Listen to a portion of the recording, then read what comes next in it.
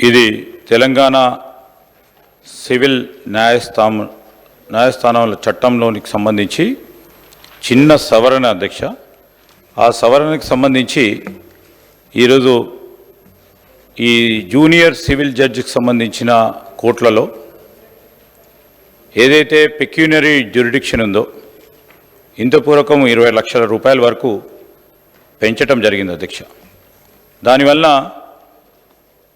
ఈ junior civil judges సంబంధించి కోర్టులో ఉన్న లిటిగేషన్స్ పెండెన్సీ పెద్దగా బర్డన్ పెరగటం, అదేవిధంగా సబ్ కోర్ట్స్కు సంబంధించి పని తక్కువై మెజిస్ట్రియల్ కోర్ట్స్లో పని ఎక్కువ కావటం, దీనివల్ల ఈ పెండెన్సీ కోర్ట్స్కు సంబంధించి ఇటు సివిల్ కోర్ట్స్ సబ్ కోర్ట్స్ సంబంధించి మెజిస్ట్రియల్ కోర్ట్స్ సంబంధించి ఒక దగ్గర పని తక్కువ కావటం, ఇంకో దగ్గర పని ఎక్కువ కావటం, దీంట్లో బ్యాలెన్స్ తీసుకురావాలి.